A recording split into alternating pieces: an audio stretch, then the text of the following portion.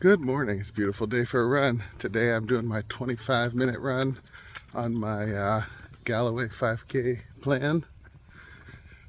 Birds are out singing. Weather's warm again. Even heard some insects still around. Here we are, late October. What a beautiful thing. What beautiful creation God has given us to be in.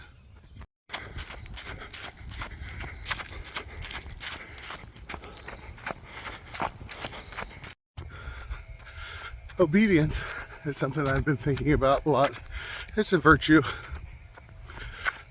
but one that is really at odds with modern individualism. So I'm staying obedient to this plan, even when it feels too easy, even when it feels too hard. I know I'm moving stuff around. Maybe I'm moving it around too much, but fitting in the 3 runs and staying obedient to the plan. There's something to that, I think. The virtue of obedience. Putting your trust in another person, even if they're not perfect. You know, somebody who had experience. I mean, Jeff Galloway was an Olympic runner back in the 70s. He does a lot more running than I do. Just like I'm sure I know a lot more about teaching music than he does. Yeah, and when life is a teacher, right?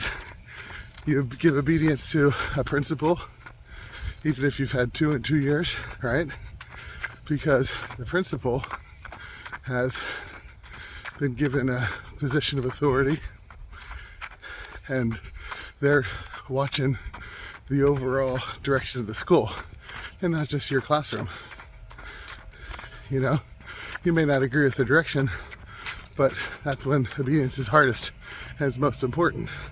When you have to just obey and do something and it benefits, at least potentially, I have to believe, the overall thing. In this case, the school, and in my case for running, my overall running ability, at least in the long term. We'll see though. Obedience.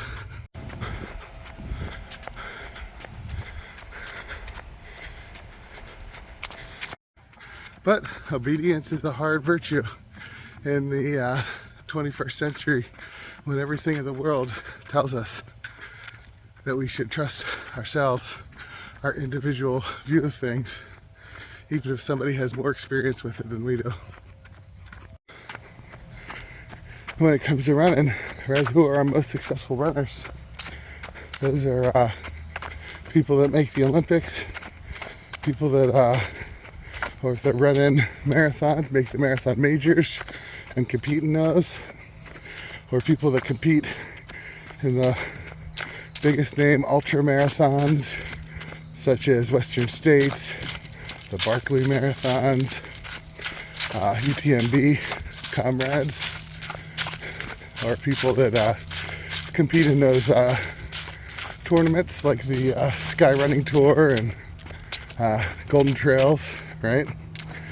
And what's consistent about them? The most successful have submitted to a coach in obedience. You think that by the time they're in their 30s and 40s even, that they don't know a lot about running, maybe even more than their coach. But there they are, they're successful because, at least in part, because they submit. Obedience. Football players have to submit to their coach, even if they think they know better. Same with basketball players. Any sport. A good band, a good orchestra submits as well. Otherwise, the overall organization isn't as good. So, you know, there's benefit to obedience, but it's hard to say it in the 21st century without coming off as some type of ultra conservative or ultra traditionalist. Yeah, I don't know, but either way, this plan is testing obedience against my experience. And if I do succeed, it doesn't guarantee obedience is right. Same with the reverse. Guy out here running with a rucksack. Nice, nice. Getting strong. I have a rough enough time carrying my body. Maybe someday though.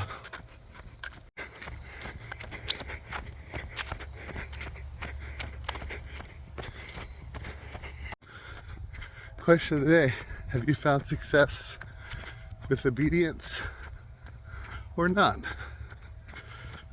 Obviously, I don't think most people will agree with me on today's thoughts on my run.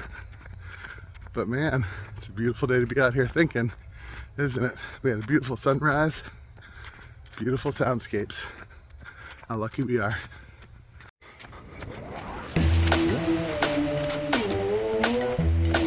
See some.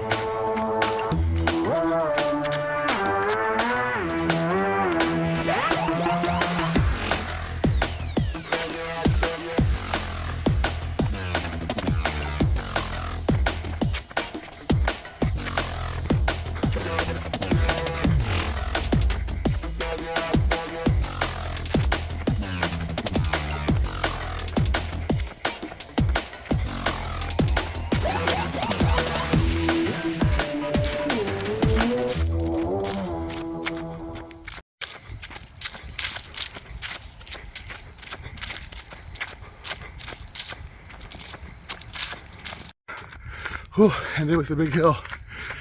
Good day to be alive.